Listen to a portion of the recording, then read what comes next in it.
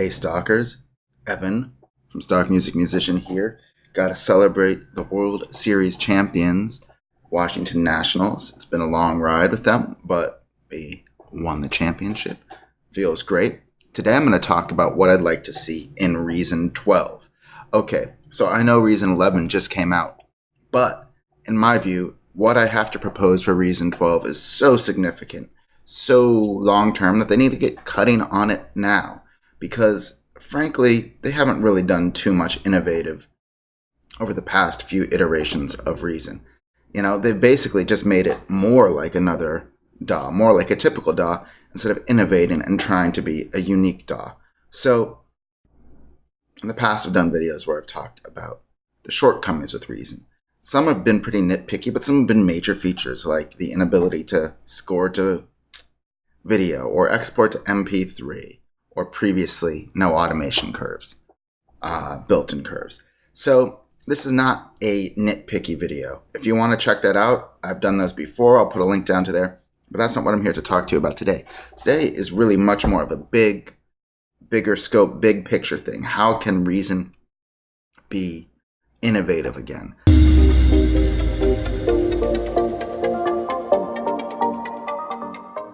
How can it be unique? So I'm not talking about how you can make it have features of other DAWs, but how you can actually make it something special.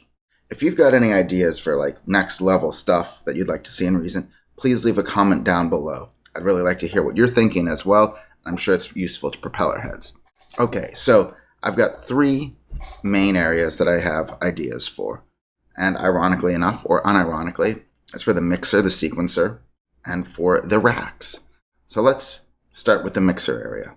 Well, the first thing I want to talk about is like how they could make this incredibly innovative mixer. They've got all the parts in place, it would seem, right? So they've got this beautiful SSL looking mixer, even though it doesn't do any old school vintage emulations. It's just that format. But what if you could literally choose different styles of mixers, which would have different vintage emulations in them, right? You could have the API version. You could have several different SSLs. You could have any number of things where you could just right click and choose to use a different mixer with a different coloring program, a different EQ curves, different compressor settings, all of that. And like, yeah, this would take a while to develop, but you know, they could sell individual ones even, they could add on. So I would see this as being a profitable thing for them as well. There are plenty of ways to emulate other consoles, but they're really complex. You know, you can get the Waves plugins and you stack like a vintage EQ and a vintage, you know, compressor, and then on top of that you've got to have like all this summing stuff. And like, what if you could literally even just right click, you know, on the EQ section of a channel and be like, all right, I want that to be like an API. And then on the compressor, like, no, I want that to be an SSL style. And you could even build in your own vintage consoles, you know, or maybe you want a different bus compressor, for example. Just right click on that main master bus, change it out. To me, that would be an incredibly innovative and effective way of taking the mixer to the next level. And it would actually be a workflow streamlining thing, because right now you have to load so many plugins in every DAW to emulate vintage consoles. And this would sort of all be baked in, and then you'd have like maybe the summing section, which would also sort of maybe do something like Waves NLS plugin. So that's the first thing I'd like to see. I think would really not only help Reason stand out, but I think would also make financial sense, not only for Reason, but also for third-party rack extension developers. The next thing I want to see is, with regards to the mixer, I think is the idea of integrating some AI into it, right? They've got a lot of people, third-party developers now have plugins that, you know, not only use presets, but also use AI to make smarter choices about what's going on in the mix, like Isotope has done.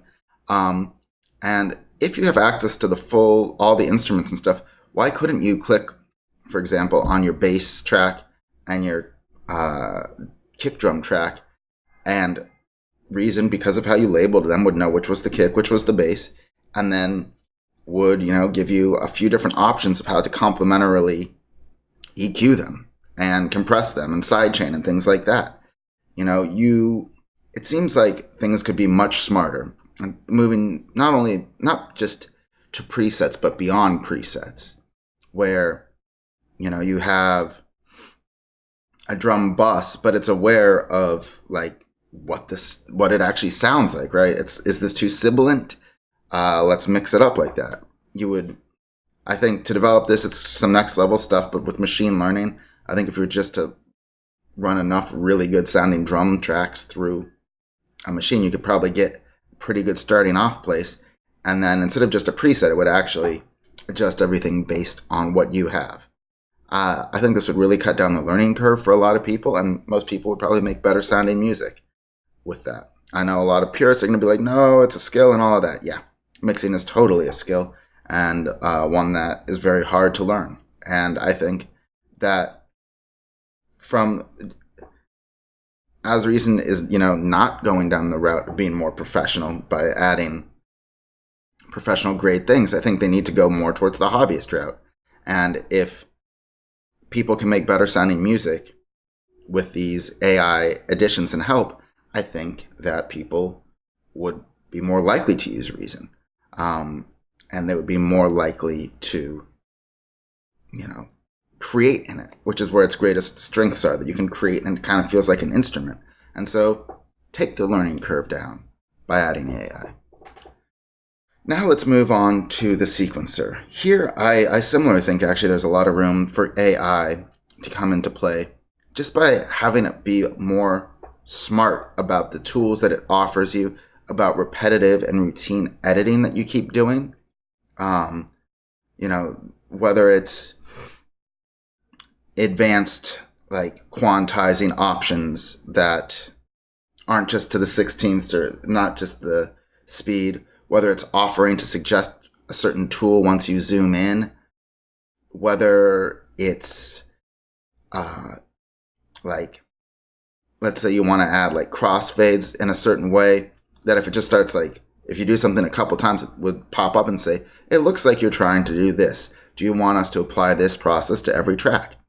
Or similarly with MIDI notes, if you're putting in certain patterns, it might offer to fill them in certain ways or to copy them. There's a lot of workflow things that can be done with the sequencer to speed it up. The other thing I'd like to see, though, in the sequencer is to take a more modern and intuitive approach to it, where sequencers aren't always, linear, or at least not linear in the same way. Kind of maybe taking a page out of Ableton's book or out of even the machine. Machine now has some more advanced ways of playing. Instead of just purely being linear, they could go into the blocks and make them more powerful. So instead of, the way it works now is with blocks, it's like all the blocks for a section. So you've got your verse, and there's all the instruments from the verse are in the verse block. And then you have the chorus, and all the elements are there. But why can't you have it on a per track basis where like you want to mix things up and you're going to play, the drums are going to go through, but you're going to alternate between blocks 1 and blocks 2 here. I think there's a lot of room to make it more playable on the fly. Just messing around with Ableton, it's so clear that there are more innovative ways to approach making music and especially performing electronic music live. And the sequencer really is stuck in the past. It's fine for doing linear music, but it's not great for live performance. So I'd love to see them dig deep and try and make the block section much more flexible, both on a per track basis and also have some way of manipulating it with keys, with automation, with intuitively finding and using parts. Finally, going to the racks. The rack is in some ways the most innovative and unique part of Reason. So actually what I'm going to say right now is kind of counterintuitive. But what I've found is that I only use the wires on about 20% of of all the instruments on a given song. So usually I'm just doing like, all right, I want this plugin, this plugin, this plugin in that order. I want them to automatically patch, and I really don't need to flip them around or do any CV stuff. So what I'd love to see them do is actually streamline the racks, where by default it kind of works more like regular plugins where they're patching seamlessly. You're not having to work against that workflow, but the default is really that there's nothing special under the hood. And then when you hit tab, it brings up a whole new world that you can dig into. But that you could streamline the use of racks as the default, because most of the time you do not need anything fancy coming out of those racks. And when you do, great, turn it on. But, I could see that basically there would be the simplified interface and the more complicated interface, and the defaults would be that things just aren't maintaining their wiring, but that they are more like WYSIWYG. What you see is what you get, so that the front panel matches the back panel. Another thing I'd like to see them take more advantage of is maybe the ability to zoom in and out of the racks so that you can have like a 10,000 foot view of what's going on. And maybe that would help you make more use of the horizontal racks. Also a way to collapse and expand things, because it's really hard to figure out what you've got going on across multiple racks. And there has to just be a better way of displaying it. And partly I think that would involve upgrading the graphics to 4K, which needs to be done. But I think the ability to zoom out, see everything, collapse it, expand it, would really be helpful. Finally, when it comes to the racks, I think there's really a lot of space to be done for animating all of the knobs. The knobs will animate if you use a combinator, but they don't animate if you use CV voltage to control a parameter in a combinator, but they don't do that by default.